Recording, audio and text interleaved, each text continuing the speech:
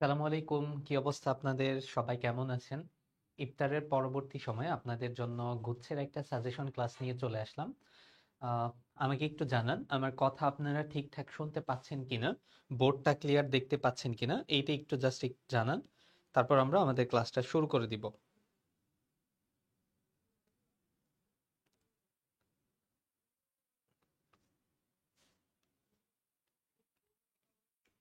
ওয়ালাইকুম আসসালাম।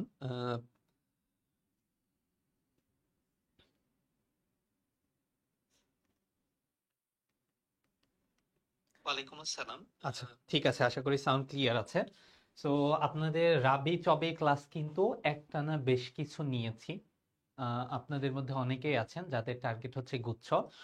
সো গুচ্ছ নিয়ে যারা হচ্ছে টেনশন করতেছেন বা গুচ্ছের সাধারণ জ্ঞান কিভাবে পড়বেন এটা নিয়ে হচ্ছে টেনশনে আছেন, তাদের জন্যই মূলত আজকের ক্লাসটা। যদি আপনি রাবি বা চবিতে এক্সাম দেন, সেক্ষেত্রেও আপনি আজকের ক্লাসটি করতে পারেন। সো ক্লাসটি আহ, শুরু করার আগে জাস্ট আপনাদেরকে বলি, ওয়ালাইকুম আসসালাম। গুচ্ছের পরীক্ষার আরো অনেক সময় আছে। আপনারা হচ্ছে অনেকে একটা জিনিস নিয়ে দ্বিধাদ্বন্দ্বে ভোগেন যে রাজশাহী ইউনিভার্সিটির প্রস্তুতি বা চিটাগং বিশ্ববিদ্যালয়ের পরীক্ষা যদিও এই মাসেই, চিটাগং নিয়ে এত বেশি টেনশনে নাই। আপনাদের মূল টেনশনের জায়গাটা হচ্ছে রাজশাহী বিশ্ববিদ্যালয় আর গুচ্ছের প্রস্তুতি কি আপনি একসাথে নিতে পারবেন কিনা। এই জায়গায় আপনাদেরকে একটা কথা বলি, দেখেন রাজশাহী বিশ্ববিদ্যালয় আর গুচ্ছের সাধারণ জ্ঞানের পার্থক্য যদিও রয়েছে, তবে একসাথে নেওয়া সম্ভব। গুচ্ছের জন্য আপনাকে মৌলিক জিকে পড়তে হবে। মৌলিক জিকে বলতে কোন জিনিসটাকে বুঝি আমরা, এইচএসসি তে যে সাবজেক্টগুলো আমরা পড়েছি, অর্থনীতি, পৌরনীতি, সমাজকর্ম বা সমাজবিজ্ঞান, ইসলামের ইতিহাস, এই সাবজেক্টগুলো থেকে যে সাধারণ জ্ঞান প্রশ্ন আছে সেই জিনিসটাকে আমরা মৌলিক জিকে বুঝি। এখানে আইসিটিটা ইনক্লুড করে দেওয়া হয়। সো রাজশাহী বিশ্ববিদ্যালয়ের প্রশ্ন প্যাটার্নের দিকে যদি আপনারা তাকান, সেই জায়গায়ও কিন্তু আপনি দেখতে পারবেন ক্ষেত্র বিশেষে রাজশাহী বিশ্ববিদ্যালয়ের এই ইউনিটেও কিন্তু এই সমস্ত জায়গা থেকে প্রশ্ন আসতেছে। তাই আপনি রাজশাহী বিশ্ববিদ্যালয়েও যখন এক্সাম দিবেন, আহ, গুচ্ছের গুচ্ছেও এক্সাম দিবেন, দুইটা আপনি কম্বাইন করে যদি পড়েন, সেক্ষেত্রে রাবির এক্সামও ভালো হবে, গুচ্ছের এক্সামও ভালো হবে। তাই রাজশাহী বিশ্ববিদ্যালয় শেষ করে গুচ্ছ শুরু করব, এই চিন্তা করার কোনো দরকার নাই। আপনারা রাজশাহী এবং গুচ্ছের প্রস্তুতি একসাথেই নিতে পারেন। গুচ্ছের জন্য আপনাকে একটু জোর দিতে হবে মৌলিক বিষয়াবলীর উপরে, এবং বাংলাদেশ ইন্টারন্যাশনাল পার্ট থেকে তো প্রশ্ন আসবেই। আজকের ক্লাসটা মূলত হচ্ছে আপনাদের সাথে আমরা বিগত বছরের একটা প্রশ্ন সলভ ক্লাস হবে, এর পাশাপাশি আপনাদেরকে সাজেশন দিব। প্রথম স্টেপ, স্টেপ ওয়ান, আমরা কি করব, বিগত বছরের প্রশ্ন সলভ করব, এন্ড সলভ করার মাধ্যমে আমরা জানতে পারবো যে আসলে গুচ্ছের প্রশ্নগুলা কঠিন হয় কিনা। দেন রিলেভেন্ট কিছু ইনফরমেশন জানবো, শুধুমাত্র যে প্রশ্নটা সলভ করতেছি ওইটার সঠিক উত্তর জানবো মোটেও এমন না। একটা প্রশ্ন সলভ করব, চার পাঁচটা তথ্য জানবো আমরা। এরপরে স্টেপ টু তে আপনাদেরকে সাজেশন দিব এবং আপনি নিজে বুঝতে পারবেন যে গুচ্ছের প্রশ্ন আসলে কঠিন হয় কিনা, এন্ড আপনারা গুচ্ছে ভালো করতে পারবেন কিনা। এটা আসলে আপনারা বুঝে যাবেন গুচ্ছের প্রশ্ন আসলে খুব বেশি কঠিন হয় না। ওকে, সো চলেন তাহলে আমরা আজকে আমাদের ক্লাসটা শুরু করি। তো আমাদের প্রথম যে প্রশ্নটা আছে, রূপপুর পারমাণবিক বিদ্যুৎ কেন্দ্র কোন মন্ত্রণালয়ের অধীনে? রূপপুর পারমাণবিক বিদ্যুৎ মন্ত্রণালয় কেন্দ্রটা কোন মন্ত্রণালয়ের অধীনে? ওকে, এই একটা প্রশ্নের উত্তর করতে করতে আমরা রিলেভেন্ট আরো বেশ কিছু প্রশ্ন মানে বেশ কিছু জিনিস আমরা একটু জেনে নিই।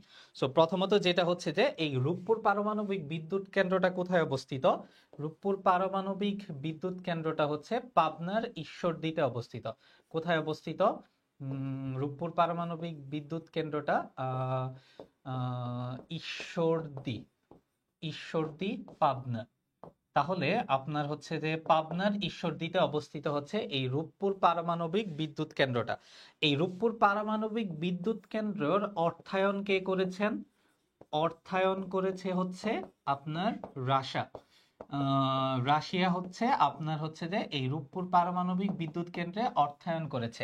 রাশিয়ার হচ্ছে যে আপনার প্রতিষ্ঠান রোসাটম, রোসাটম, ওকে, রোসাটম কর্তৃক এই রূপপুর পারমাণবিক বিদ্যুৎ কেন্দ্রটা আপনার নির্মিত হয়েছে। তার মানে এখানে অর্থায়ন করেছে হচ্ছে রাশিয়া। এখানে প্রায় রাশিয়া যে অর্থায়ন করেছে, নির্মাণ ব্যয় বাবদ রাশিয়ার খরচ হয়েছে প্রায় আপনার হচ্ছে 1,13,000।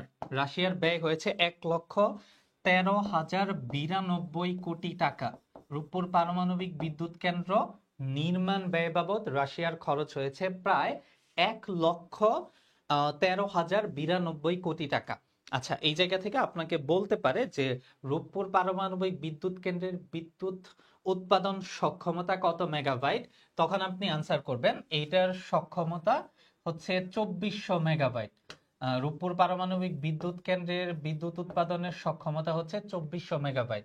কত মেগাবাইট? 2400 মেগাবাইট হচ্ছে বিদ্যুৎ উৎপাদনের সক্ষমতা। তাহলে রূপপুর পারমাণবিক বিদ্যুৎ কেন্দ্র আপনাকে যদি বলে কোন মন্ত্রণালয়ের অধীনে, ঠান্ডা মাথায় একটু আমরা একটা একটা করে বাদ দিই। বিদ্যুৎ কেন্দ্র কি তথ্য সম্প্রচার মন্ত্রণালয়ের অধীনে হবে? অবশ্যই হবে না, বাদ দেই।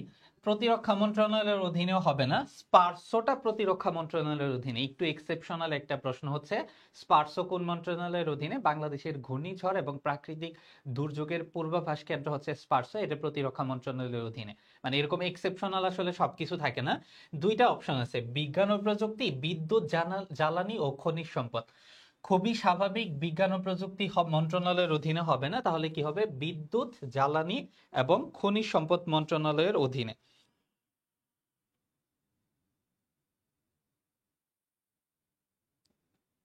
প্রতিরক্ষা কেন আনসার করতেছি আমরা?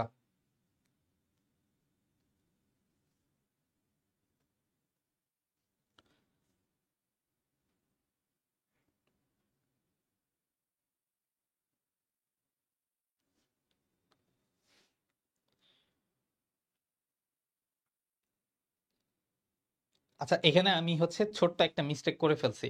হ্যাঁ, এখানে হচ্ছে আপনার বিজ্ঞান ও প্রযুক্তি মন্ত্রণালয়ের অধীনেই হবে। রূপপুর পারমাণবিক বিদ্যুৎ কেন্দ্রটা আপনার হচ্ছে বিজ্ঞান ও প্রযুক্তি মন্ত্রণালয়ের অধীনে। রূপপুর পারমাণবিক বিদ্যুৎ কেন্দ্রটা প্রতিরক্ষা মন্ত্রণালয়ের অধীনে হবে না। আপনারা হচ্ছে যে প্রতিরক্ষা মন্ত্রণালয় আনসার করেছেন, এটা বিজ্ঞান ও প্রযুক্তি মন্ত্রণালয়ের অধীনে হবে।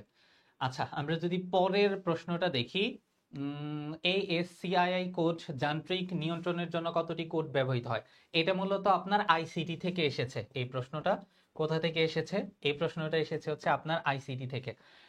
আইসিটিতে ভালো করার জন্য আপনারা একটা কাজ করতে পারেন, সেটা হচ্ছে যে আপনাদের যে এইচএসসির আইসিটি বইটা আছে, আইসিটি বইয়ের দেখবেন প্রিভিয়াস কিছু এমসিকিউ আছে। এই এমসিকিউ গুলা খুব ভালোভাবে পড়তে পারেন। সো আপনি যদি এইচএসসির যে আইসিটি বইটা আছে, এটার এমসিকিউ গুলো পড়েন, দেখবেন এই জায়গা থেকে আপনারা অনেক অনেক বেশি প্রশ্ন কমন পাবেন। সো সহায়ক আইসিটি বই পড়তে পারেন আপনি, কিন্তু তার আগে এইচএসসির আইসিটি যে বইটা আছে, এটার যে এমসিকিউ গুলো আছে, এই এমসিকিউ গুলো একটু ভালোভাবে দেখে নেবেন। আচ্ছা, এ এএসসিআইআই কোডে যান্ত্রিক নিয়ন্ত্রণের জন্য কোড ব্যবহৃত হয় কয়টা? 8টা, 16টা, 32টা নাকি 64টা? কতটি কোড ব্যবহৃত হয়?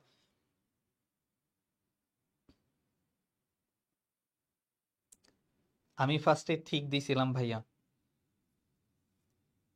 আচ্ছা, এখানে আপনার হচ্ছে যে 32টা কোডের ব্যবহার হয়, তাহলে এই জায়গায় কারেক্ট আনসার হচ্ছে যে সি।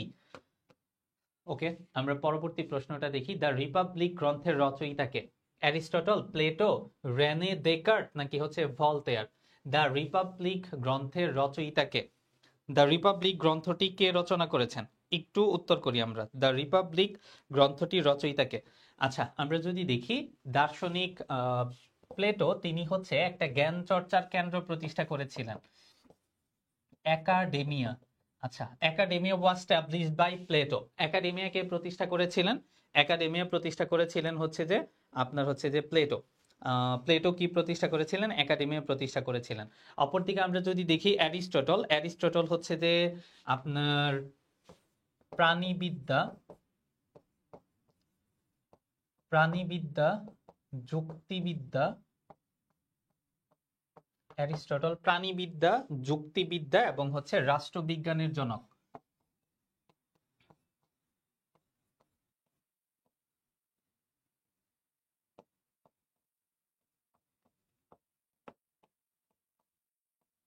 তাহলে হচ্ছে অ্যারিস্টটল আপনার হচ্ছে প্রাণীবিদ্যা, যুক্তিবিদ্যা এবং হচ্ছে রাষ্ট্রবিজ্ঞানের জনক। অপরদিকে হচ্ছে আপনার ভলতেয়ার এবং রুশো, আপনার হচ্ছে যে ভলতেয়ার ও রুশো তারা একটা বিপ্লবে অগ্রণী ভূমিকা পালন করেছিল। সেই বিপ্লবটার নাম কি? ফরাসি বিপ্লব। ফরাসি বিপ্লব।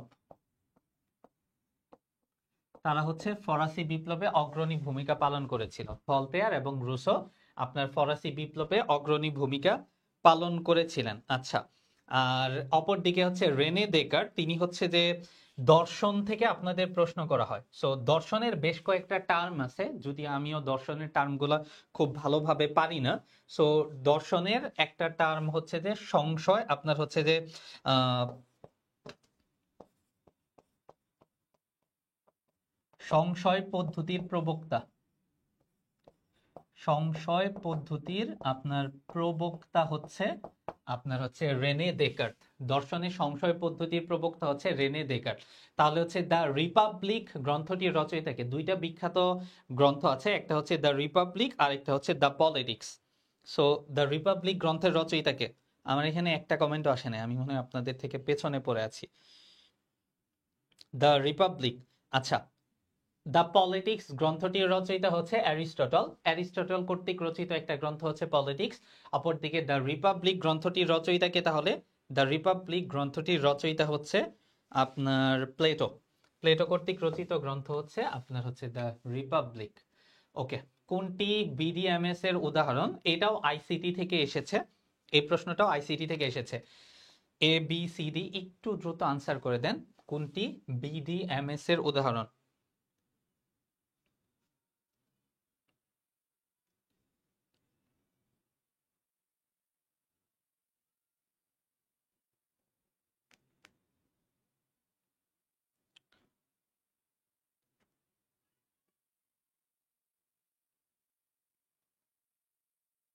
কোনটি বিডিএমএস এর উদাহরণ? একটু দ্রুত আনসার করে দেন। Okay, MS, MS DOS, MS Excel, MS Access, C plus plus. C হচ্ছে একটা programming language, C plus plus বা উচ্চতর একটা প্রোগ্রামিং ল্যাঙ্গুয়েজ, তাহলে সি অথবা সি প্লাস প্লাস হবে না। এমএস এক্সেস আসলে হয় না, এমএস এক্সেল হইতে পারে। অপরদিকে এমএস ডসও হবে না। একটু নাম্বারটা দিবেন, হ্যাঁ, এরকম করে আনসার করবেন যে 3-এর এ, আপনার হচ্ছে 4-এর বি, এইভাবে একটু আনসার করবেন, তাহলে আপনার আমার বুঝতে সহজ হবে আপনারা এইভাবে আনসার করলে। ওকে, এমএস এক্সেল, 4-এর অ্যাপ্রোপ্রিয়েট আনসার হচ্ছে এমএস এক্সেল। তার মানে হচ্ছে ডিবিএমএস এর উদাহরণ হচ্ছে এমএস এক্সেল। বিশ্বব্যাংক সংশ্লিষ্ট কোন সংস্থাটি স্বল্প আয়ের উন্নয়নশীল দেশে বেসরকারি খাতে সহায়তা ও পরামর্শ দিয়ে থাকে? IFC, IBRD, MIGA, ICSID. এই প্রশ্নটা পারার জন্য আপনাকে আরেকটা জিনিস পারতে হবে। আপনাকে এই প্রশ্ন পারার জন্য একটা জিনিস যদি আপনি পারেন, তাহলে এই প্রশ্নটাই আপনি ঠিকভাবে আনসার করতে পারবেন। সো প্রথমত সেটা হচ্ছে যে ওয়ার্ল্ড ব্যাংক গ্রুপ বলতে কি বুঝি আমরা, একটু দেখেন।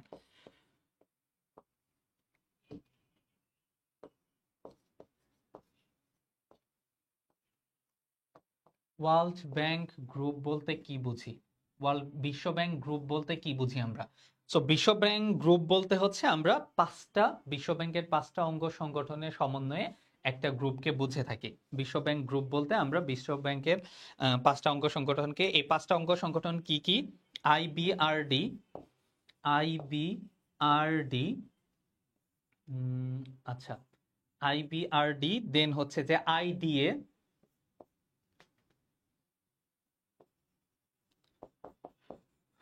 আইডিএ, আইবিআরডি, আইডিএ, দেন হচ্ছে IFC, IBRD, IDA, IFC, ICSID, ICSID, and 5 নাম্বারটা কি আমাদের? 5 নাম্বারটা হচ্ছে এমআইজিএ। সো এই যে 5টা উইং, এই 5টা উইংকে একত্রে বলা হয়ে থাকে ওয়ার্ল্ড ব্যাংক গ্রুপ। এই 5টা গ্রুপের সমন্বয়েই মূলত হচ্ছে বিশ্ব ব্যাংক গ্রুপটা প্রতিষ্ঠিত হয়েছে। তাহলে আমাদের প্রশ্নে কি বিশ্ব ব্যাংক সংশ্লিষ্ট কোন সংস্থাটি স্বল্প আয়ের উন্নয়নশীল দেশে বেসরকারি খাতে আর্থিক সহায়তা ও পরামর্শ দিয়ে থাকে? তাহলে আমরা একটা একটা করে দেখি কোনটা হচ্ছে যে আমাদের অ্যাপ্রোপ্রিয়েট আনসার হইতে পারে এই জায়গা থেকে। সো এই জায়গা থেকে মূলত হচ্ছে যে আমাদের আচ্ছা, অনেকেই হচ্ছে যে এখনো 5 নাম্বার আনসার পাই নাই, হয়তো বা আপনারা একটু পরে আছেন। বি, আইবিআরডি বলতেছেন সবাই, গণহারে হচ্ছে যে আইবিআরডি কেন বলতেছেন?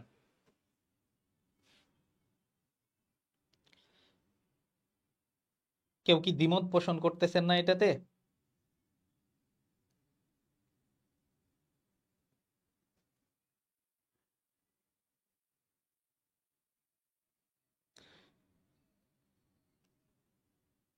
সবাই একসাথে ভুল করলে কি হবে? মানে একসাথে দল বেঁধে যদি ভুল করি আমরা?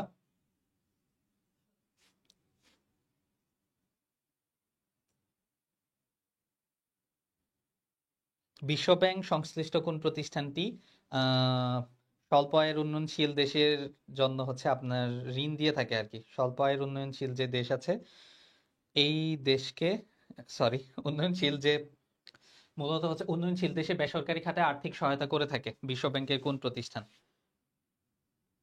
আচ্ছা, তার আগে আমরা হচ্ছে বিশ্ব ব্যাংক সম্পর্কে আরেকটু বিস্তারিত জেনে নেই। সো বিশ্ব ব্যাংক কবে প্রতিষ্ঠিত হয়? বিশ্ব ব্যাংক প্রতিষ্ঠিত হয় হচ্ছে আপনার 1944 সালে। বিশ্ব ব্যাংক প্রতিষ্ঠিত হয় 1944 সালে। এইটা একটু মনে রাখবেন, কিন্তু কার্যক্রম শুরু হয় বিশ্ব ব্যাংক 1944 সালে প্রতিষ্ঠিত হয়, কিন্তু কার্যক্রম শুরু হয় 2 বছর পরে। তার মানে ওয়ার্ল্ড ব্যাংকের কার্যক্রম শুরু হয় হচ্ছে 1943 সাল থেকে। কত সাল থেকে? 1946 সাল থেকে বিশ্ব ব্যাংকের কার্যক্রমটা শুরু হয়। এই বিশ্ব ব্যাংকের সদর দপ্তর কোথায় অবস্থিত? সদর দপ্তর অবস্থিত যে দেশটাকে আপনারা সবচেয়ে শক্তিশালী দেশ হিসেবে কনসিডার করেন, যুক্তরাষ্ট্র। দ্যাটস মিন যুক্তরাষ্ট্রের রাজধানী ওয়াশিংটন ডিসি। ওয়াশিংটন ডিসিতে অবস্থিত হচ্ছে বিশ্ব ব্যাংকের সদর দপ্তর। ওকে, বাংলাদেশ বিশ্ব ব্যাংকের সদস্যপদ লাভ করে হচ্ছে 1972 সালে।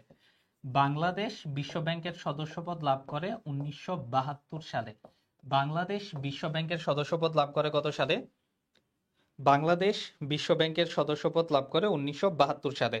সো এতক্ষণে যারা সঠিক উত্তর দিতেছে, এতক্ষণে সঠিক উত্তরধারীরা আপনার হচ্ছে যে সার্চ করেছেন, সার্চ করে তারপর হচ্ছে যে সঠিক উত্তর দিচ্ছেন। না হয়তো গণহারে সবাই ভুল করার পরে এখন সঠিক উত্তর পাওয়ার কথা না। আপনারা সার্চ করলেন, সার্চ করে এখন সঠিক উত্তর দিচ্ছেন। সো মূলত আপনার হচ্ছে যে বিশ্ব ব্যাংক, ওয়ার্ল্ড ব্যাংক গ্রুপ বলতে এই 5টা অর্গানকে বোঝায় থাকে। এই 5টা অঙ্গ সংগঠন মিলেই হচ্ছে বিশ্ব ব্যাংক গ্রুপটা। আমার সাথে সাথে একটু রিপিট করেন। বিশ্ব ব্যাংক প্রতিষ্ঠিত হয় 44-এ, কিন্তু কার্যক্রম শুরু করে 2 বছর পরে, তার মানে হচ্ছে 46-এ। সদর দপ্তর অবস্থিত যুক্তরাষ্ট্রের ওয়াশিংটন ডিসিতে। বাংলাদেশ সদস্যপদ লাভ করে 1972 সালে। সো মূলত আইএফসির কাজ হচ্ছে যে বিশ্ব ব্যাংকের সংশ্লিষ্ট একটা পার্ট হচ্ছে যে আইএফসি, এরা হচ্ছে যে উন্নয়নশীল দেশকে বেসরকারি খাতে আর্থিক সহায়তা এবং পরামর্শ দিয়ে থাকে। তার মানে উন্নয়নশীল দেশকে বেসরকারি খাতে আর্থিক সহায়তা ও পরামর্শ দিয়ে থাকে হচ্ছে আইএফসি। তার মানে সঠিক উত্তর হচ্ছে এ নাম্বারটা। ওরা আমার মুখের ভাষা কায়রা নিতে চায়, এই গানটির রচয়িতাকে? ওরা আমার মুখের ভাষা কায়রা নিতে চায়, এই গানটির রচয়িতাকে? ওরা আমার মুখের ভাষা কায়রা নিতে চায়, এই গানটির রচয়িতাকে? একটু দ্রুত বলেন। ওরা আমার মুখের ভাষা কায়রা নিতে চায়। দেখেন, এই গানটির গীতিকার এবং সুরকার আব্দুল লতিফ নিজেই। গীতিকার ও সুরকার আব্দুল লতিফ নিজেই। সো এই গানটির রচয়িতাও তিনি। তার মানে ওরা আমার মুখের ভাষা কায়রা নিতে চায়। এই গানটির রচয়িতা, গীতিকার এবং সুরকার আব্দুল লতিফ নিজেই। হ্যাঁ, আব্দুল লতিফ। সো 6 নাম্বারটা সঠিক উত্তর হচ্ছে ডি। জাতির পিতা বঙ্গবন্ধু শেখ মুজিবুর রহমান কর্তৃক প্রদত্ত স্বাধীনতার ঘোষণাপত্র সংবিধানের কোন তফসিলে সন্নিবেশিত আছে বা যুক্ত আছে? ওকে, সন্নিবেশিত আছে বা যুক্ত আছে জাতির পিতা বঙ্গবন্ধু শেখ মুজিবুর রহমান কর্তৃক স্বাধীনতার যে ঘোষণাপত্রটা আছে। সো বাংলাদেশের যে সংবিধানটা আছে, আমরা যদি দেখি বাংলাদেশের সংবিধান, এই বাংলাদেশের সংবিধানের প্রকৃতি কেমন বলেন তো? বাংলাদেশের সংবিধানের প্রকৃতি, এই সংবিধানটা কেমন? আপনারা আনসার করতে থাকেন। প্রকৃতি হচ্ছে লিখিত।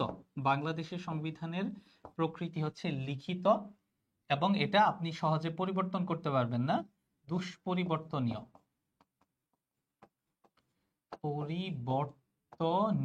লিখিত ও দুষ্পরিবর্তনীয়, এটা হচ্ছে বাংলাদেশের সংবিধানের প্রকৃতি। লিখিত এবং দুষ্পরিবর্তনীয়, এটা বাংলাদেশের সংবিধানের প্রকৃতি। বাংলাদেশের সংবিধানে মোট আপনার হচ্ছে যে ভাষার ব্যবহার করা হয়েছে দুইটা, বাংলা এবং ইংরেজি। এটার মোট অনুচ্ছেদ আছে কয়টা? অনুচ্ছেদ আছে হচ্ছে 153টা। 153টা অনুচ্ছেদ আছে। আমাদের এখানে কি বলেছে? কোন তফসিলে, তার মানে তফসিল। তফসিল আছে কয়টা? 7টা তফসিল আছে বাংলাদেশের সংবিধানে। তফসিল আছে 7টা। অধ্যায় বা ভাগ আছে কয়টা বাংলাদেশের সংবিধানে? বাংলাদেশের সংবিধানে অধ্যায় বা ভাগ আছে কয়টা? অধ্যায় বা ভাগ আছে হচ্ছে 11টা। বাংলাদেশের সংবিধানে অধ্যায় বা ভাগ আছে হচ্ছে 11টা। আমাদের সংবিধানের মূলনীতি কয়টা? মূলনীতি, আমাদের সংবিধানের মূলনীতি হচ্ছে 4টা। 1972 সালে এই 4টা মূলনীতি গৃহীত হয়, তাই হচ্ছে 72-এর মূলনীতি বলা হয়ে থাকে। মূলনীতি 4টা হচ্ছে জাতীয়তাবাদ, গণতন্ত্র, সমাজতন্ত্র, ধর্মনিরপেক্ষতা। ওকে, এই কয়েকটা মানে বেসিক কোশ্চেন সংবিধান থেকে বারবার রিপিট হয়। সংবিধানে ভাষা কয়টা ব্যবহার করা হয়েছে? 2টা, বাংলা এবং ইংরেজি। এরপর হচ্ছে সংবিধানের আপনার হচ্ছে যে মূলনীতি কয়টা? 4টা, জাতীয়তাবাদ, গণতন্ত্র, সমাজতন্ত্র, ধর্মনিরপেক্ষতা। সংবিধানের তফসিল 7টা, অধ্যায় বা ভাগ 11টা, আর্টিকেল বা অনুচ্ছেদ হচ্ছে 153টা।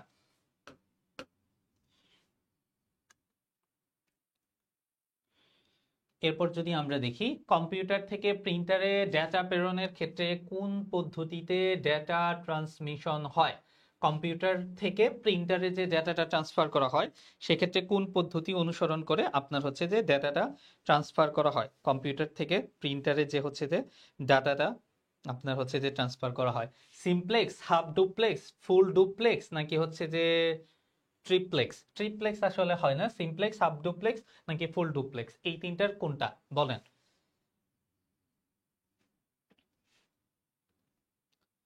মূলত আপনার হচ্ছে যে কম্পিউটার থেকে আপনার প্রিন্টারে ডেটা প্রেরণের ক্ষেত্রে কোন পদ্ধতিতে ডেটাটা ট্রান্সমিশন হয় বা ডেটাটা কোন পদ্ধতিতে পাঠানো হয়?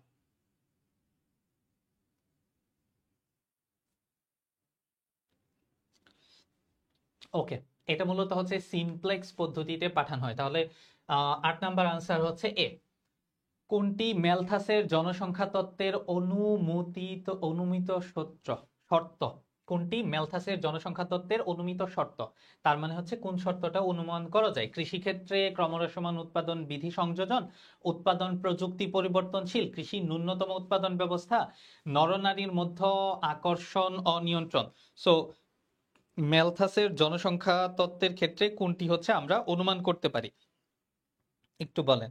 সো ম্যালথাস এই যে জনসংখ্যা তত্ত্বটা দিয়েছিল, আপনার হচ্ছে যে ম্যালথাস জনসংখ্যা তত্ত্বটা কবে দিয়েছিল? কেউ কি বলতে পারবো আমরা? ম্যালথাস যে জনসংখ্যার তত্ত্বটা দিয়েছিল, ম্যালথাস জনসংখ্যার তত্ত্বটা দিয়েছিল হচ্ছে 1798 সালে। ম্যালথাসের জনসংখ্যার তত্ত্বটা কি আমাদের মনে আছে? ম্যালথাসের যে জনসংখ্যার তত্ত্বটা, ম্যালথাসের জনসংখ্যার তত্ত্বটা হচ্ছে জনসংখ্যা, ম্যালথাসের যে জনসংখ্যা তত্ত্বটা আছে তার জনসংখ্যা তত্ত্বের মতে আপনার হচ্ছে যে জনসংখ্যা বাড়ে জ্যামিতিক হারে।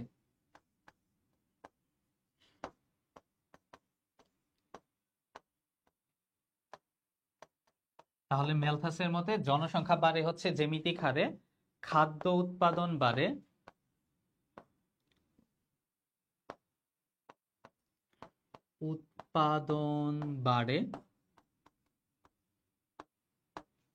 গাণিতিক হারে।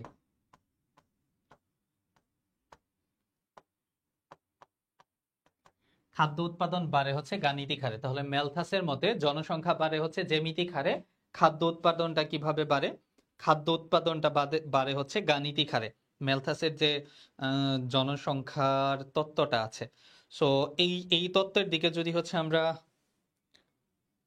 8 নাম্বার, আচ্ছা 9 নাম্বারে আসেন, 9 নাম্বার আনসার করেন। 9 এর ক, সবই পারি কিন্তু মনে পড়ে না এমন হইলে হবে? কৃষিক্ষেত্রে ক্রমহ্রাসমান উৎপাদন বিধি প্রযোজ্য। আচ্ছা, এটা হবে সঠিক উত্তর। 9 এর আনসার হবে হচ্ছে এ। আমরা যদি পরের প্রশ্নটা দেখি, চতুর্থ শিল্প বিপ্লবের বৈশিষ্ট্য কোনটি? বাষ্প ইঞ্জিন অন্তর্ভুক্তিকরণ, কর্পোরেশনে মুনাফা সর্বাধিকীকরণ, ডিজিটাল প্রযুক্তির কেন্দ্রাভিমুখতা, বিদ্যুৎ উৎপাদন ব্যবহার উন্নয়ন। চতুর্থ শিল্প বিপ্লবের আপনার হচ্ছে যে বৈশিষ্ট্য কোনটি? ওকে, সো আমরা যদি দেখি আপনার হচ্ছে যে শিল্প বিপ্লবের সূচনাটা কোথায় হয়? শিল্প বিপ্লব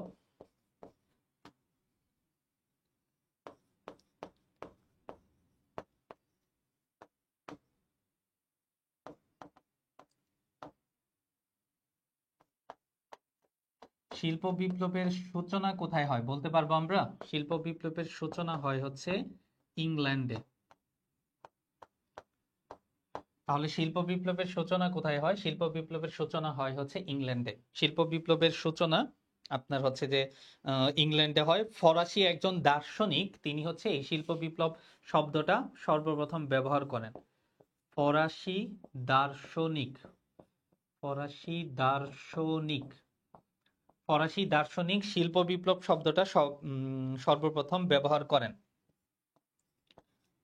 আগাস্তে, ফরাসি দার্শনিক আগাস্তে সর্বপ্রথম শিল্প বিপ্লব যে কথাটা আছে এই কথাটা ব্যবহার করেন। তাহলে শিল্প বিপ্লব কথাটা সর্বপ্রথম কে ব্যবহার করেন? কোন দেশের দার্শনিক ব্যবহার করেন? ফরাসি দার্শনিক, তার নাম হচ্ছে আগাস্তে ব্লাঙ্কি। আগাস্তে ব্লাঙ্কি শিল্প বিপ্লব কথাটা সর্বপ্রথম ব্যবহার করেন। শিল্প বিপ্লব কথাটা সর্বপ্রথম কে ব্যবহার করেন? আগাস্তে ব্লাঙ্কি। আগাস্তে ব্লাঙ্কি কোন দেশের দার্শনিক ছিলেন? তিনি হচ্ছে ফরাসি দার্শনিক ছিলেন। শিল্প বিপ্লবের সূচনা হয় কোন দেশ থেকে?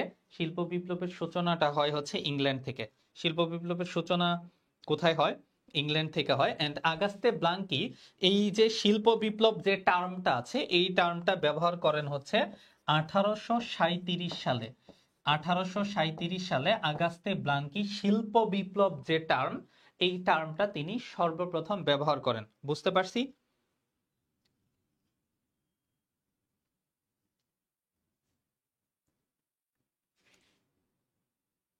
ওকে, সো শিল্প বিপ্লব এ পর্যন্ত কয়টা শিল্প বিপ্লব হয়েছে? এ পর্যন্ত 4টা শিল্প বিপ্লব হয়েছে। সর্বশেষ যে শিল্প বিপ্লবটা আছে চতুর্থ শিল্প বিপ্লব। চতুর্থ শিল্প বিপ্লবের উপাদান কি কি? এটা গুরুত্বপূর্ণ। চতুর্থ শিল্প বিপ্লব, চতুর্থ শিল্প বিপ্লবের উপাদান হচ্ছে আপনার মূলত বর্তমানে যে আমরা টেকনোলজি গুলো দেখতেছি, এই যে আপনার হচ্ছে artificial intelligence, biometrics, bio informatics, genetic engineering, cryosurgery, তারপর হচ্ছে রোবোটিক্স, ভার্চুয়াল রিয়েলিটি, এর সবই অ্যাডভান্স যে টেকনোলজি গুলো আছে আমরা বর্তমান সময়ে যেগুলা দেখতেছি এর সবই হচ্ছে আপনার চতুর্থ শিল্প বিপ্লবের আপনার হচ্ছে যে উপাদান। ওকে, এরপর যদি আমরা দেখি আপনার ইউএনসিটিএডি এর কাজ কি বলেন? তার আগে তো আপনাকে প্রথমে জানতে হবে যে এই ইউএনসিটিএডি এর পূর্ণ রূপটা কি? UN conference on trade and development, UN. আচ্ছা, UN conference on trade and development.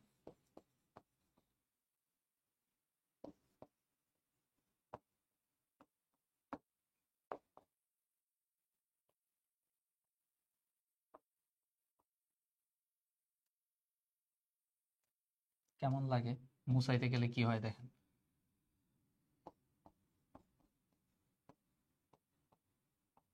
Okay, UNCTAD এর পূর্ণরূপ হচ্ছে UN conference of trade and development. এই যে আপনার হচ্ছে ইউএনসিটিএডি, এটা প্রতিষ্ঠিত হয় কত সালে? আপনার হচ্ছে এই ইউএনসিটিএডি প্রতিষ্ঠিত হয় কত সালে বলেন তো? প্রতিষ্ঠিত হয় কত সালে?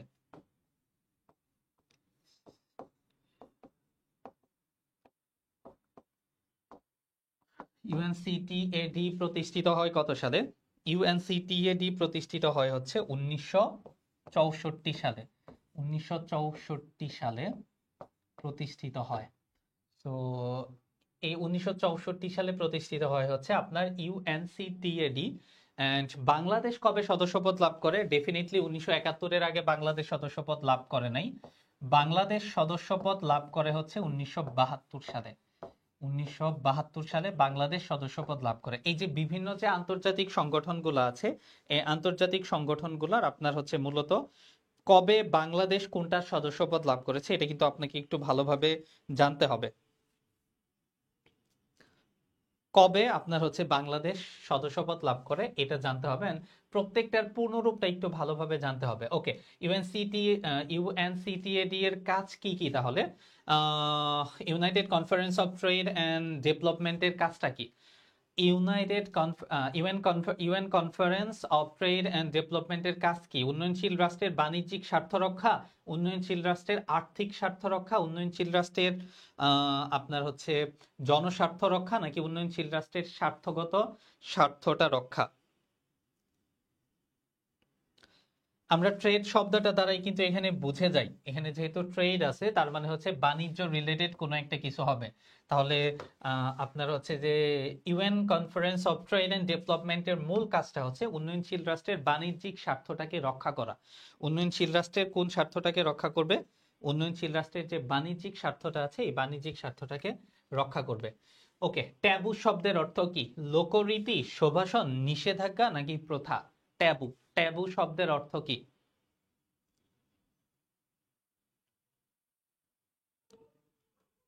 ট্যাবু শব্দের অর্থ কি?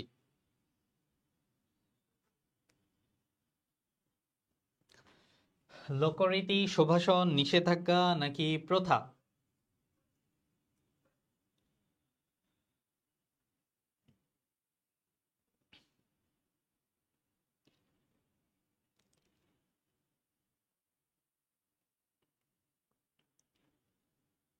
ওকে, ট্যাবু শব্দের অর্থ হচ্ছে তাহলে আপনার নিষেধাজ্ঞা। যারা নিষেধাজ্ঞা বলেছেন তারা সঠিক উত্তর দিয়েছেন।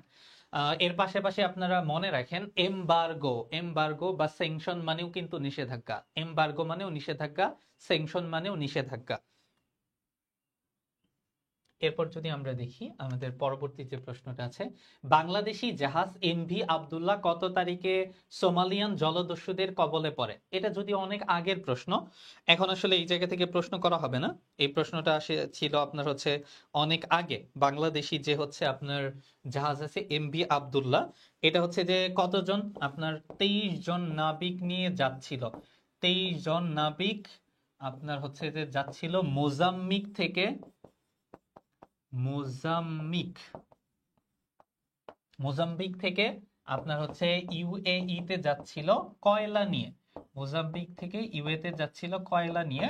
সো এই 23 জন নাবিক 33 দিন অবরুদ্ধ থাকার পরে তারা হচ্ছে মুক্তিপণের মাধ্যমে হচ্ছে মুক্তি লাভ করে। মুক্তিপণ জলদস্যুদের হাতে আটকা পড়ে, মুক্তিপণ দেওয়ার পরে তাদেরকে আসলে ছেড়ে দেওয়া হয়, বা মুক্তিপণ দেওয়ার পরে তাদেরকে আসলে মুক্ত করা হয়। ঘটনাটা ঘটেছিল আপনার হচ্ছে 2024 সালের 12 মার্চ। সো এটা রিসেন্ট একটা ঘটনা ছিল তৎকালীন সময়। এখন এই ধরনের রিসেন্ট তথ্য আপনার জানতে হবে। বই কোন ধরনের সংস্কৃতি? বই আসলে কোন ধরনের সংস্কৃতি? লোকজ, অবস্তুগত, নাগরিক নাকি বস্তুগত সংস্কৃতি? বই কোন ধরনের সংস্কৃতি? দেখেন, বই লোকজ সংস্কৃতি তো আসলে হওয়ার কোনো অপশন নাই, এইটাও অযৌক্তিক। অবস্তুগত নাকি বস্তুগত, এই দুইটা থেকে যে কোনো একটা। এখন বইকে আপনি দেখেন না, এটা কি কোনো একটা বস্তু না? যেমন আমার হাতে ফোন, এটা কি বস্তু নাকি অবস্তু? এটা কোনো একটা বস্তু। তার মানে বইও এরকম, আপনি এটা ভিজিবল, আপনি এটাকে দেখতে পারতেছেন। তার মানে বই কোন ধরনের আপনার হচ্ছে সংস্কৃতি হবে? বই হবে হচ্ছে বস্তুগত সংস্কৃতি। কোন ধরনের সংস্কৃতি? বস্তুগত সংস্কৃতি। ওকে, এরপর যদি হচ্ছে আমরা দেখি প্রথম স্বীকৃতিপ্রাপ্ত বাংলাদেশি জিআই পণ্য কোনটি? এবারও চিটাগং ইউনিভার্সিটিতে এসেছিল। এত এত জিআই পণ্য হয়ে গেছে, এখন আর আপনার সর্বশেষ জিআই পণ্য থেকে প্রশ্ন আসার সম্ভাবনা খুবই কম। এখন আপনাকে প্রশ্ন করলে করতে পারে প্রথম, দ্বিতীয়, তৃতীয়, চতুর্থ এই 4টা জিআই পণ্য নিয়ে আপনাকে প্রশ্ন করতে পারে। জিআই পণ্যের স্বীকৃতিটা দেয় কিভাবে, জিআই এর ফুল ফর্ম কি, এই সমস্ত জায়গা থেকে আপনাকে প্রশ্ন করতে পারে। এখন আপনাকে হচ্ছে যে সর্বশেষ জিআই পণ্য বা মোট জিআই পণ্য এই সমস্ত জায়গা থেকে মূলত আপনাকে প্রশ্ন করার সম্ভাবনাটা খুবই খুবই কম। তাহলে বাংলাদেশে দেখেন এখানে অপ্রাসঙ্গিক টাঙ্গাইল, টাঙ্গাইল তো নাই, ঢাকায় শাড়ি নাই, আপনারা এটা জানেন। আপনারা ইলিশ মাছ আর জামদানির মধ্যে কনফিউজড হবেন। তাহলে বলেন বাংলাদেশের প্রথম জিআই পণ্য কোনটি? বাংলাদেশের প্রথম জিআই পণ্য হচ্ছে জামদানি শাড়ি, ইলিশ না। কেউ আবার ইলিশের প্রতি ভালোবাসা বলে দেন না। কোনটি পন পদশ্চারী, আচ্ছা কোনটি পদশ্চারী মুদ্রাস্ফীতি হতে পারে? আচ্ছা, মূলত মুদ্রাস্ফীতির রেট যখন আপনার 8% থেকে 10%-এর মধ্যে থাকে তখন তাকে হচ্ছে পদশ্চারী মুদ্রাস্ফীতি বলা হয়ে থাকে। সাধারণত উন্নয়নশীল দেশে এই ধরনের মুদ্রাস্ফীতি দেখা যায়, যেমন বাংলাদেশে এই ধরনের মুদ্রাস্ফীতি দেখা যায়। তাহলে আপনার হচ্ছে যে 8% থেকে 10%-এর মধ্যে যে মুদ্রাস্ফীতিটা থাকে সেটাকে হচ্ছে আপনার পদশ্চারী মুদ্রাস্ফীতি বলা হয়ে থাকে। এই প্রশ্নটা এসেছে হচ্ছে আপনার ইকোনমিক্স থেকে। তার মানে আমরা বুঝতে পারলাম আপনি যদি জিএসটি-তে ভালো করতে চান তাহলে আপনাকে অবশ্যই অবশ্যই হচ্ছে ইকোনমিক্সটা ভালোভাবে পড়তে হবে, প্লাস আইসিটিটা পড়তে হবে। এই দুইটা সাবজেক্ট একটু দেখতে হবে। ইকোনমিক্সের আবার এত এত ম্যাথ পড়া লাগবে না, ইকোনমিক্সের বেসিক কিছু জিনিস আপনার দেখলেই হবে। এই দুইটা জিনিস দেখলে আপনার হয়ে যাবে। এরপর যদি আমরা দেখি সত্ত্ব বিলোপ নীতি কোন গভর্নর জেনারেলের আমলে প্রণীত হয়? সত্ত্ব বিলোপ নীতিটা কোন গভর্নর জেনারেলের আমলে প্রবর্তিত হয়? বলেন, সত্ত্ব বিলোপ নীতি কোন গভর্নর জেনারেলের আমলে প্রবর্তিত হয়?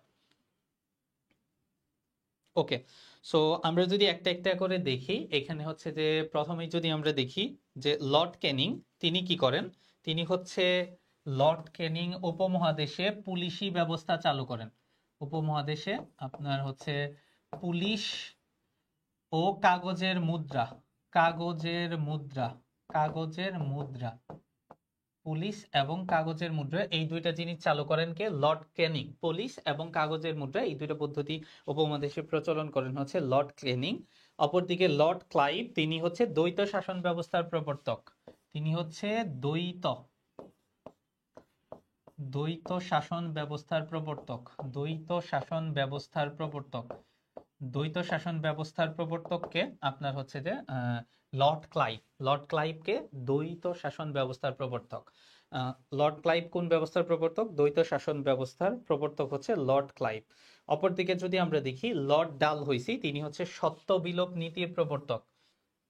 লর্ড ডালহৌসি কোন নীতির প্রবর্তক? লর্ড ডালহৌসি হচ্ছে আপনার সত্ত্ব বিলোপ নীতির প্রবর্তক। ওকে, লর্ড ডালহৌসি হচ্ছে আপনার সত্ত্ব বিলোপ যে নীতিটা আছে, সত্ত্ব বিলোপ নীতির প্রবর্তক হচ্ছে লর্ড ডালহৌসি। তাহলে সত্ত্ব বিলোপ নীতির প্রবর্তক হয় কোন জেনারেলের আমলে? সত্ত্ব বিলোপ নীতি প্রবর্তিত হয় হচ্ছে লর্ড ডালহৌসির আমলে। তিনি হচ্ছে সত্ত্ব বিলোপ নীতির প্রবর্তক। একই এলাকা এবং মানসিকতা সম্পূর্ণ মানুষ নিয়ে গঠিত হয় কোনটি? একই এলাকা এবং মানসিকতা সম্পূর্ণ মানুষ নিয়ে নিচের কোনটি গঠিত হয়? এটা খুবই সহজ প্রশ্ন, এটা একটু আনসার করি আমরা। একই এলাকা এবং মানসিকতা সম্পূর্ণ মানুষ নিয়ে কোন জিনিসটা গঠিত হয়? একটু যদি আমরা বলি একই এলাকা এবং সমমানসিকতা সম্পূর্ণ মানুষ নিয়ে গঠিত হয় কোনটি? একই এলাকা এবং সমমানসিকতা সম্পূর্ণ মানুষ নিয়ে কোনটি গঠিত হয়? সমাজ, গোষ্ঠী, সংঘ নাকি সম্প্রদায়? সমাজ, গোষ্ঠী, সংঘ নাকি সম্প্রদায়? স্বাভাবিকভাবে আপনার হচ্ছে যে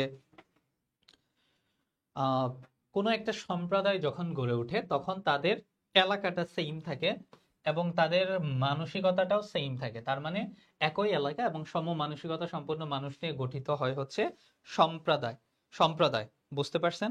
ওকে, এরপর যদি হচ্ছে আমরা দেখি ক্ষুদ্র নিগোষ্ঠী কুকি কোন অঞ্চলে বসবাস করে, এটা একটু আনসার করেন।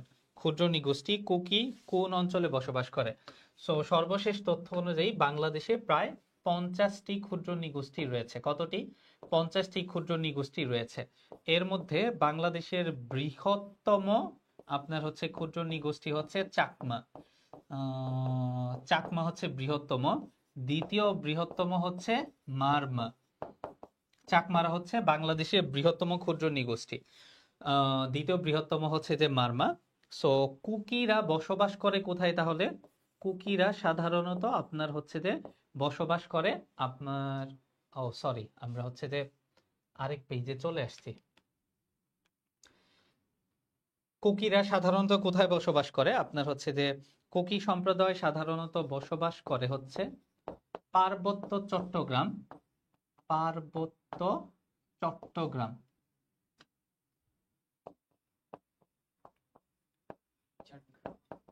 পার্বত্য চট্টগ্রাম ও কক্সবাজারে। পার্বত্য চট্টগ্রাম ও কক্সবাজারে বসবাস করে। আচ্ছা, পার্বত্য চট্টগ্রামে একটা শান্তি চুক্তি হয়েছিল। এই পার্বত্য চট্টগ্রাম শান্তি চুক্তিটা কবে হয়েছিল বলতে পারবেন? পার্বত্য চট্টগ্রাম শান্তি চুক্তিটা হয়েছিল হচ্ছে আপনার 1997 সালে। পার্বত্য চট্টগ্রাম শান্তি চুক্তি কবে স্বাক্ষরিত হয়? পার্বত্য চট্টগ্রাম শান্তি চুক্তি স্বাক্ষরিত হয় হচ্ছে 1997 সালে। তারিখটা একটু কমেন্ট করে জানান কার মনে আছে।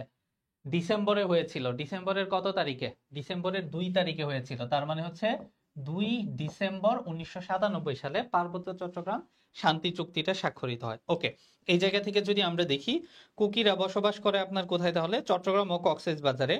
কুকি উপজাতি আপনার হচ্ছে যে এই যে কুকি চিন, তাদের হচ্ছে যে সশস্ত্র যে উইং আছে, এটার নাম হচ্ছে কেএনএফ। কেএনএফ হচ্ছে আপনার হচ্ছে তাদের সশস্ত্র যে উইং, এই সশস্ত্র উইং। এই কেএনএফ প্রতিষ্ঠা করেন হচ্ছে নাথান বম। কেএনএফ কে প্রতিষ্ঠা করেন? নাথান বম কেএনএফ প্রতিষ্ঠা করেন 2017 সালে। নাথান বম ঢাকা বিশ্ববিদ্যালয়ের চারুকলা বিভাগের একজন শিক্ষার্থী। ঢাবির আপনার হচ্ছে যে চারুকলার একজন শিক্ষার্থী। নাথান বম কর্তৃক প্রতিষ্ঠিত হয় হচ্ছে আপনার কেএনএফ, যেটা কিনা হচ্ছে পার্বত্য চট্টগ্রামে একটা সশস্ত্র গোষ্ঠী, যারা হচ্ছে যে আপনার মূলত হচ্ছে যে ওই অঞ্চলে অস্থিরতা তৈরির জন্য কাজ করে থাকে। বুঝতে পারছেন? আচ্ছা, আর কুকি উপজাতি যে সম্প্রদায়টা আছে, এরা মূলত হচ্ছে আপনার বম সম্প্রদায়ের লোক। কুকিরা আপনার হচ্ছে যে মূলত হচ্ছে যে আপনার বম সম্প্রদায়ের লোক। বম সম্প্রদায়ের লোকদের নিয়ে গড়ে উঠেছে এই কুকি চিন আর্মি বা কেএনএফ। কে সর্বপ্রথম ব্লু ইকোনমির ধারণা নেন? এই ব্লু ইকোনমি জিনিসটা দ্বারা আমরা কি বুঝি?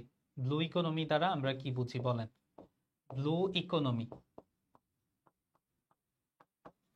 ব্লু ইকোনমি, আপনারা কেউ কি সমুদ্রে গিয়েছেন? সমুদ্রের পানি কেমন? নীল না? সমুদ্রের পানি যেমন নীল না, এই ব্লু ইকোনমি বলতে আমরা নীল অর্থনীতিকে বুঝে থাকি। ব্লু ইকোনমি বলতে কি বুঝি আমরা? নীল অর্থনীতিকে বুঝে থাকি। তার মানে সমুদ্রের সুনীল পানি বা সমুদ্রের নীল পানির সাথে সম্পর্কিত যে অর্থনীতিটা, এই অর্থনীতিকে আপনার হচ্ছে যে ব্লু ইকোনমি বলা হয়ে থাকে।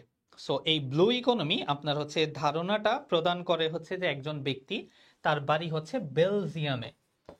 বেলজিয়াম, তার বাড়ি কোথায়? বেলজিয়ামে। ব্লু ইকোনমি ধারণাটা যে প্রদান করে তার বাড়ি হচ্ছে বেলজিয়ামে। সো এই বেলজিয়ামের গুন্টার পাউলি ব্লু ইকোনমি ধারণাটা প্রদান করে। তাহলে ব্লু ইকোনমি ধারণাটা কে প্রদান করে? বেলজিয়ামের গুন্টার পাউলি ব্লু ইকোনমি ধারণাটা প্রদান করে। সমুদ্রের সুনীল পানির সাথে সম্পর্কিত যে অর্থনীতি, এই অর্থনীতিকে বলা হয়ে থাকে ব্লু ইকোনমি। তার মানে সমুদ্র থেকে যে সমস্ত রিসোর্স আমরা কালেক্ট করে থাকি, এই জিনিসগুলাই মূলত ব্লু ইকোনমির উপাদান। এরপর যদি হচ্ছে আমরা দেখি, আচ্ছা, আপনারা যারা ন্যাশনাল ইউনিভার্সিটিতে এক্সাম দিবেন, তাদের জন্য সহায়ক একটা বই হবে এই এনইউ বুস্টার। আপনারা এই এনইউ বুস্টার বইটা ন্যাশনাল বিশ্ববিদ্যালয়ের জন্য কালেক্ট করতে পারেন।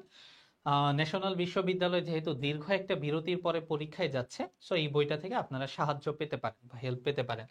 আচ্ছা, সর্বপ্রথম যৌক্তিক সংজ্ঞার ধারণা প্রবর্তন করেন কে? সর্বপ্রথম যৌক্তিক, জে.এস. মিল, অ্যারিস্টটল, সক্রেটিস নাকি হচ্ছে প্লেটো? সর্বপ্রথম যৌক্তিক সংজ্ঞার যে ধারণাটা আছে এই ধারণাটা কে প্রবর্তন করেন? সর্বপ্রথম যৌক্তিক সংজ্ঞার ধারণা কে প্রবর্তন করেন? একটু বলেন, সর্বপ্রথম যৌক্তিক সংজ্ঞার যে ধারণাটা আছে এই ধারণাটা কে প্রবর্তন করেন? যিনি প্রবর্তন করেন আমি আপনাদেরকে হিন্ট দেই, তিনি হচ্ছে আপনার প্রাণীবিদ্যা, প্রাণীবিদ্যা, যুক্তিবিদ্যা, প্রাণীবিদ্যা, যুক্তিবিদ্যা এবং হচ্ছে রাষ্ট্রবিজ্ঞানের জনক।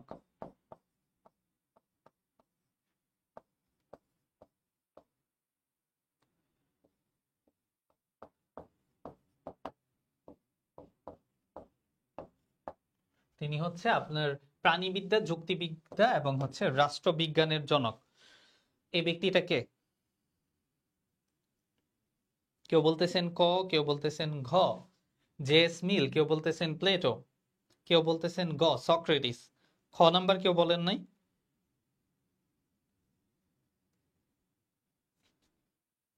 আবার খ বলছেন। আচ্ছা আচ্ছা, আমার কাছে মনে হয় আগের প্রশ্ন এসেছে, হ্যাঁ, এই জন্য মিক্স আনসার পেয়েছি। সো অ্যারিস্টটল মূলত হচ্ছে আপনার যৌক্তিক সংজ্ঞার ধারণার প্রবর্তন করেছেন। Appropriate answer is B. সর্বপ্রথম আচ্ছা, ফিশারীয় সমীকরণ কিসের সাথে সম্পর্কিত? মুদ্রার পরিমাণ, আমানত, মুদ্রণ শিল্প নাকি কৃষি? ফিশারীয় সমীকরণ কিসের সাথে সম্পর্কিত? ফিশারীয় যে সমীকরণ এই সমীকরণটা কিসের সাথে সম্পর্কিত? আচ্ছা, ফিশারীয় যে সমীকরণটা আছে এই সমীকরণটা আমরা যদি একটু দেখে নেই, এই সমীকরণটা ইকুয়াল হচ্ছে M V equal to PT. So এই ফিশারীয় সমীকরণটা M V equal to PT. এখানে এম ভি মানে হচ্ছে কি আপনার, এম ভি মানে হচ্ছে সাপ্লাই অফ মানি। এখানে এম ভি ইকুয়াল টু হচ্ছে সাপ্লাই অফ মানি। তাহলে ফিশারীয় সমীকরণ কিসের সাথে সম্পর্কিত? সাপ্লাই অফ মানি, যেহেতু তার মানে এটা মুদ্রার পরিমাণের সাথেই সম্পর্কিত। যেহেতু এখানে সাপ্লাই অফ মানি এসেছে তাহলে এটা কার সাথে সম্পর্কিত? এটা হচ্ছে আপনার মুদ্রার পরিমাণের সাথেই সম্পর্কিত। খ আমানত বলছেন 22। আচ্ছা 22 নাম্বার কারো আনসার পাইনি। 22 গ মুদ্রণ শিল্প না। 22 নাম্বার মিক্সড, কেউ বলছেন খ, কেউ বলছেন ক, একদম মিক্স টাইপের হজবরল একটা অবস্থা। আচ্ছা, এরপর যদি হচ্ছে আমরা দেখি বাংলাদেশ কত সালে WHO এর সদস্যপদ লাভ করে? সো বাংলাদেশ কবে হু এর সদস্যপদ লাভ করে? আচ্ছা, বা WHO mean world health organisation.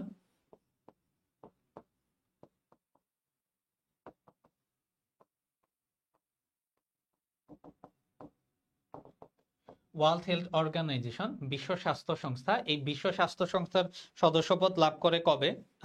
Bangladesh কবে বিশ্ব স্বাস্থ্য সংস্থার সদস্যপদ লাভ করে? একটু আনসার করেন আপনারা। বিশ্ব স্বাস্থ্য সংস্থা প্রতিষ্ঠিত হয় কবে? আমি ব্যাখ্যা দিতে থাকি। বিশ্ব স্বাস্থ্য সংস্থা প্রতিষ্ঠিত হয় কবে? বিশ্ব স্বাস্থ্য সংস্থা প্রতিষ্ঠিত হয় হচ্ছে 7 এপ্রিল, 7 এপ্রিল 1948। 7 এপ্রিল 1948 বিশ্ব স্বাস্থ্য সংস্থাটা মূলত হচ্ছে প্রতিষ্ঠিত হয়। এটার সদর দপ্তর অবস্থিত হচ্ছে জেনেভা। সদর দপ্তর অবস্থিত হচ্ছে জেনেভা।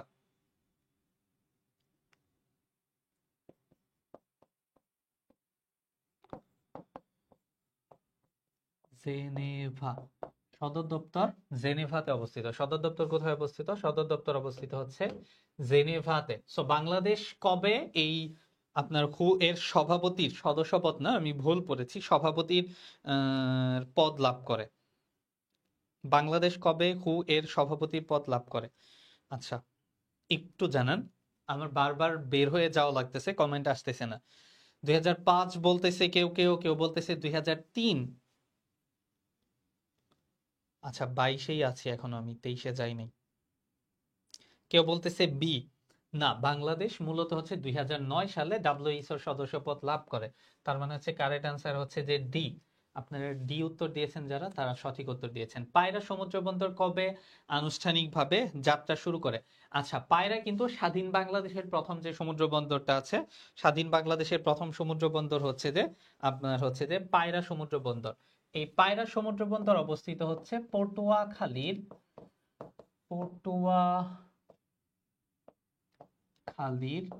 কলাপাড়ায়।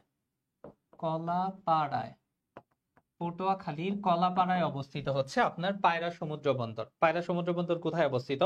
পটুয়াখালীর কলাপাড়ায় অবস্থিত হচ্ছে আপনার পায়রা সমুদ্র বন্দর। রাবনাবাদ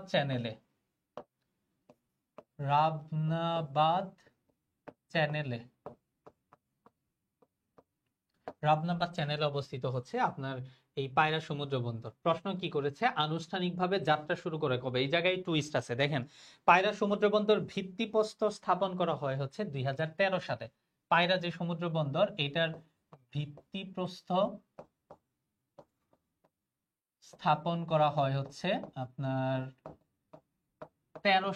2013 সালে হচ্ছে ভিত্তিপ্রস্তর স্থাপন করা হয়, কিন্তু এইটা যাত্রা শুরু করে হচ্ছে 2016 সালে। যাত্রা শুরু করে কবে? 2016 সালে। তাহলে এই পায়রা সমুদ্র বন্দরটা যাত্রা শুরু করে হচ্ছে আপনার 13 আগস্ট 2016 সালে। বাংলাদেশে মোট সমুদ্র বন্দর কয়টা? 3টা। একটা নির্মাণাধীন সমুদ্র বন্দর হচ্ছে একটা। সো বাংলাদেশের প্রথম সমুদ্র বন্দর কোনটা তাহলে? বাংলাদেশের প্রথম সমুদ্র বন্দর কোনটা? প্রথম সমুদ্র বন্দর হচ্ছে চট্টগ্রাম সমুদ্র বন্দর। চট্টগ্রাম প্রথম এবং বৃহত্তম সমুদ্র বন্দর হচ্ছে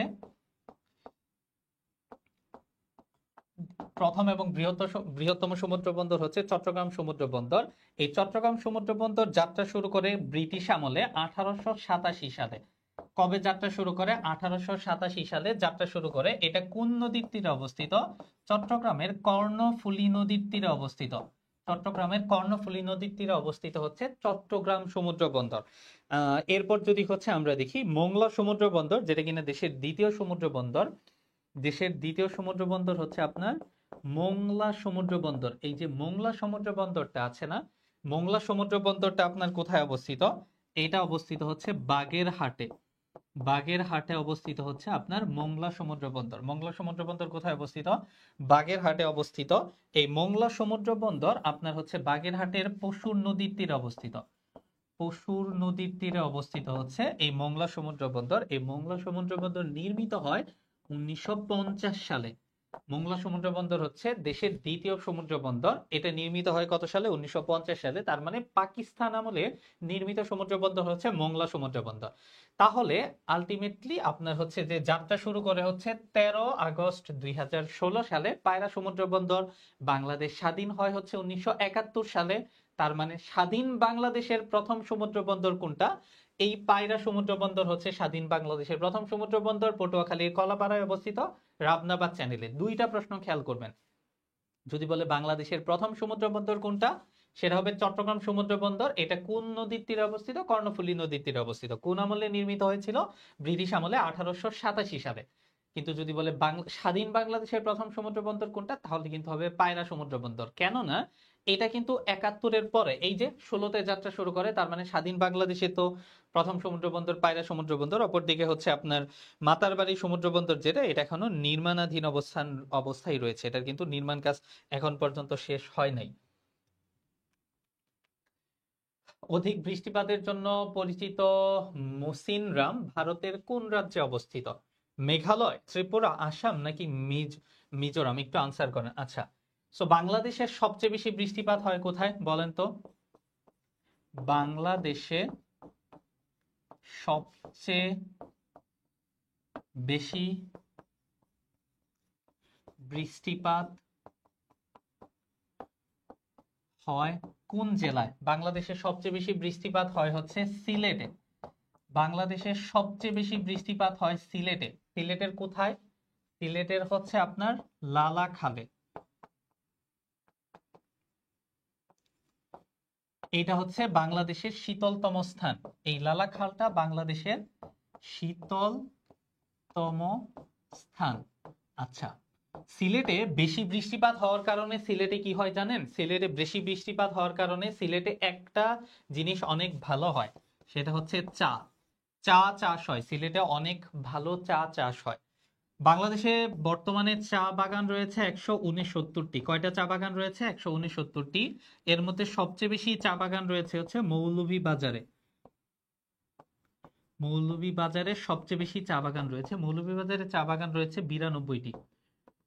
সিলেটকে আপনি হচ্ছে যে চায়ের রাজধানী নামে জানলেও মৌলভীবাজারে কিন্তু সবচেয়ে বেশি চা বাগান রয়েছে। ওকে, এরপর যদি হচ্ছে আমরা দেখি বাংলাদেশের সবচেয়ে কম বৃষ্টিপাত হয় কোথায়? সবচেয়ে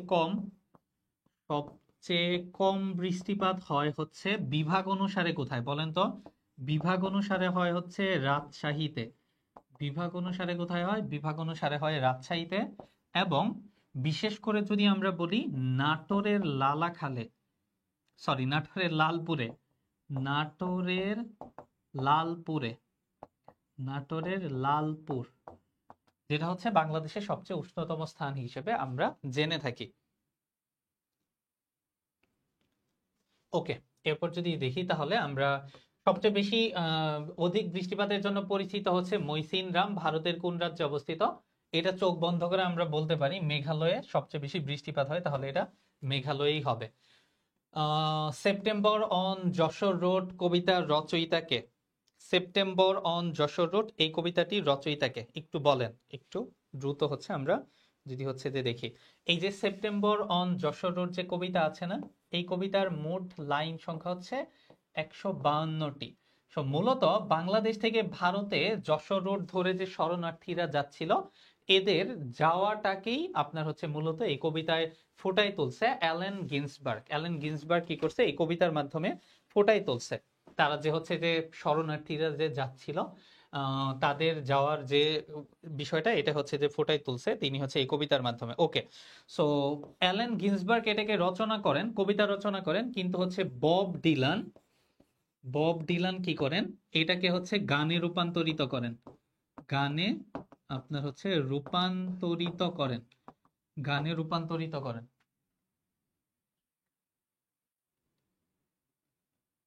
আচ্ছা সরি, লাইন হচ্ছে 151টা। হ্যাঁ, গানে রূপান্তরিত করেন। আচ্ছা, বব ডিলান কি করেন? আপনার হচ্ছে যে সেপ্টেম্বর অন যশোর রোড যে কবিতাটা আছে, এই কবিতাটাকে গানে রূপান্তরিত করেন। আর হচ্ছে যে এটাকে বাংলা ভাষায় কে ট্রান্সলেট করেন জানেন? খান মোহাম্মদ ফারাবি। খান মুহাম্মদ ফারাবি। খান মোহাম্মদ ফারাবি এটাকে হচ্ছে বাংলা ভাষায় ট্রান্সলেট করেন।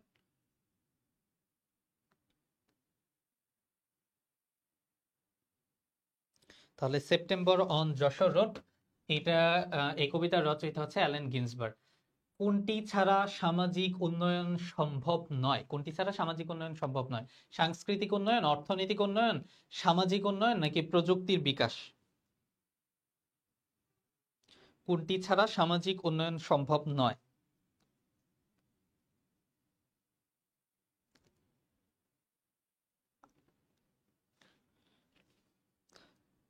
এটা একটু আনসার করেন, কোনটি ছাড়া সামাজিক উন্নয়ন সম্ভব নয়?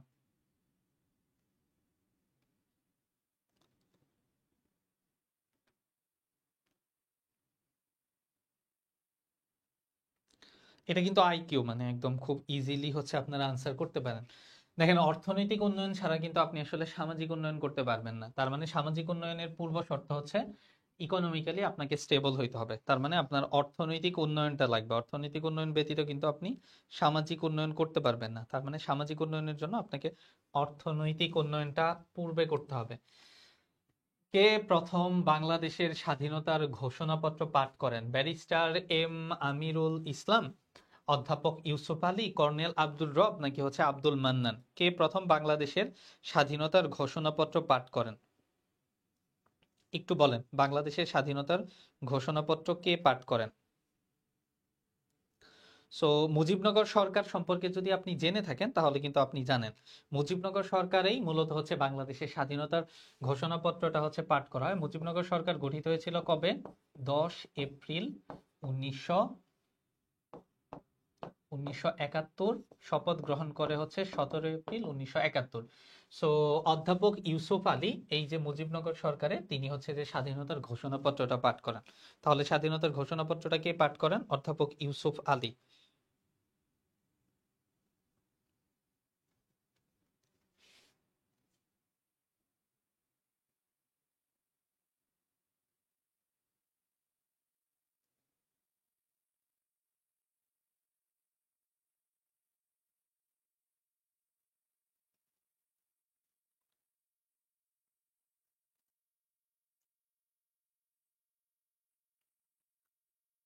ওকে, এরপরের প্রশ্নটা যদি আমরা দেখি, মোহামেডান লিটারেরি সোসাইটি প্রতিষ্ঠাতা কে করেন? নবাব আব্দুল লতিফ, নবাব সলিমুল্লাহ, সৈয়দ আহমেদ খান নাকি স্যার সৈয়দ আহমেদ খান? মোহামেডান লিটারেরি সোসাইটির প্রতিষ্ঠাতা কে?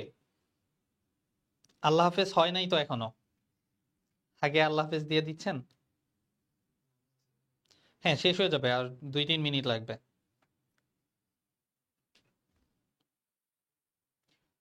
মোহামেডান লিটারেরি সোসাইটি কে গঠন করেন? মোহামেডান লিটারেরি সোসাইটি কে গঠন করেন? 29, লাস্ট 2 কোশ্চেন।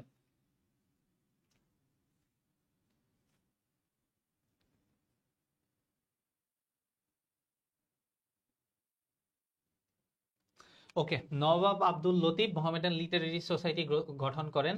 রাফা সীমান্ত কোন যুদ্ধের সঙ্গে সম্পর্কিত? রাশিয়া ইউক্রেন, চীন তাইওয়ান? এই দুইটা হচ্ছে যে আপনি প্রথমেই বাদ দিয়ে দিতে পারেন, দুইটা অপ্রাসঙ্গিক। ইসরায়েল ফিলিস্তিন নাকি হচ্ছে ইসরায়েল ইরান?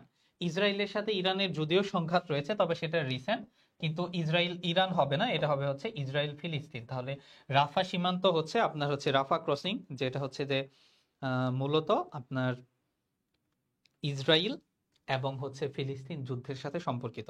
ওকে, গুচ্ছভুক্ত বিশ্ববিদ্যালয়ের জন্য আপনাদের জন্য জাস্ট একটা জিনিস বলি, গুচ্ছ পরীক্ষাটা সবার পরে, and হাতে এখনো সময় আছে, আপনি যদি প্রস্তুতিটা গুছিয়ে নিতে পারেন তাহলে গুচ্ছে কিন্তু ভালো করতে পারবেন। তবে একদম পূর্ণাঙ্গ প্রস্তুতি কিন্তু আপনাকে নিতে হবে, এই জায়গায় ফাঁকিবাজি করে কিন্তু চান্স পাইতে পারবেন না বা চান্স পাবেন না।